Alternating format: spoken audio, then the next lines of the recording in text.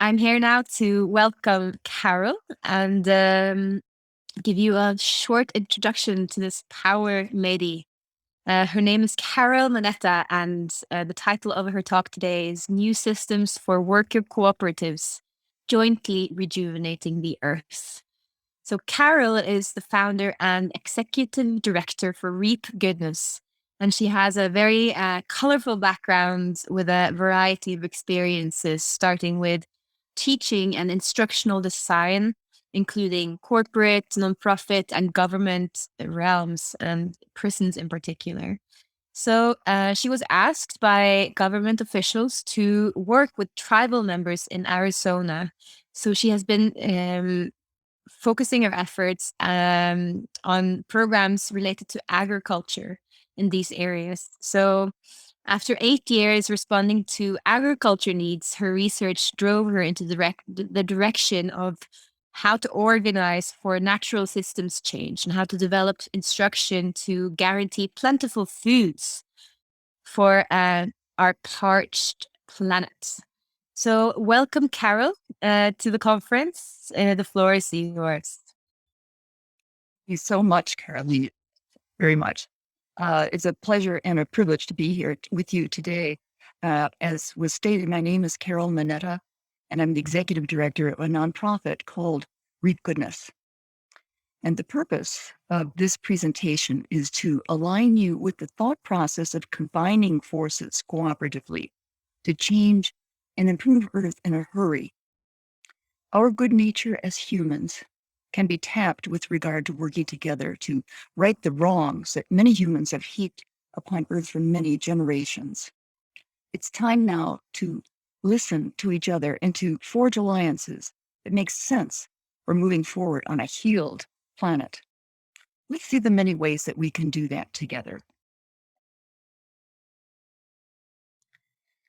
There's much opportunity awaiting us. The picture you see is of a desert area in Arizona, USA. This is really the before picture of the land that we intend to transform with community members in the general vicinity where this takes place. We're working right now with young people of university age to prepare to work with the community. The participants will be young people from this immediate area that you see, who are quite used to seeing the land just as you see it in this picture.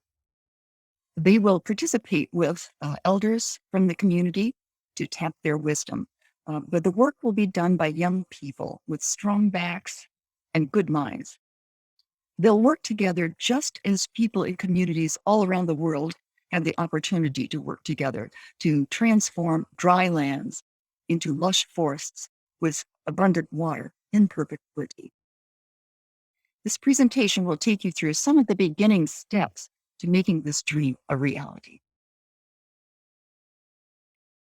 We have the choice around this planet to remain in destitute circumstances in many places where people do not have enough to eat and where animal species are dying off daily. We have all seen too many circumstances that look like the parched earth in the picture on the left.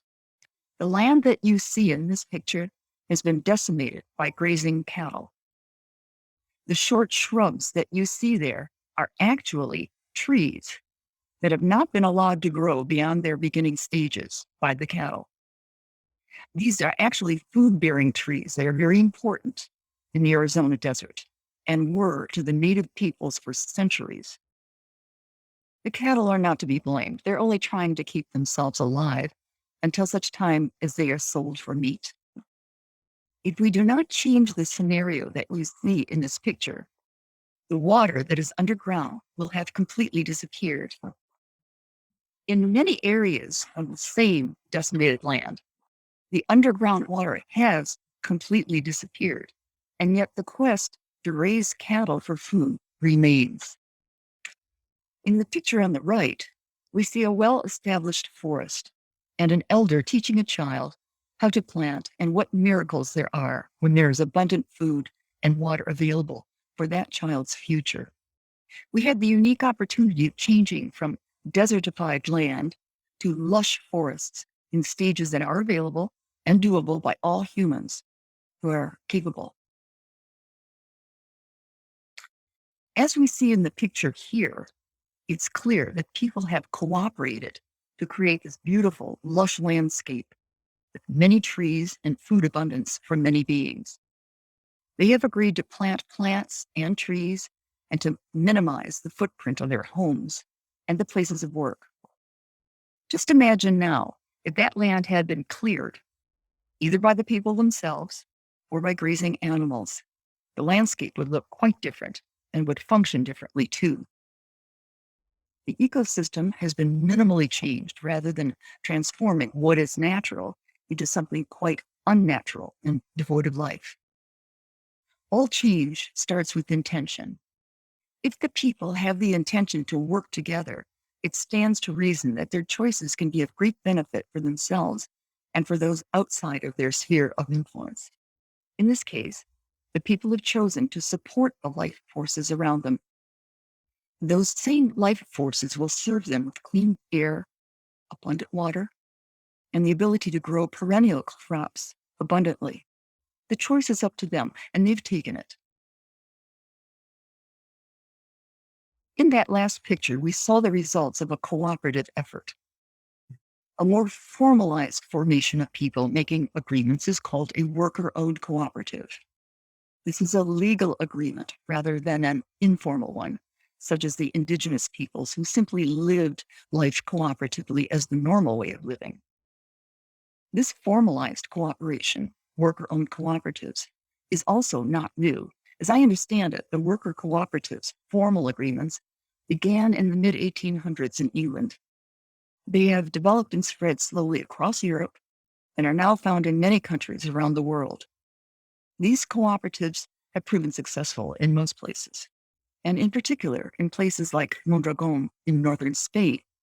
In Mondragon, there are groups of cooperatives that work in harmony in the same general region.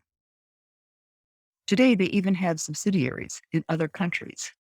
So working in groups of cooperatives is not new, just like tribal peoples working cooperatively is not new.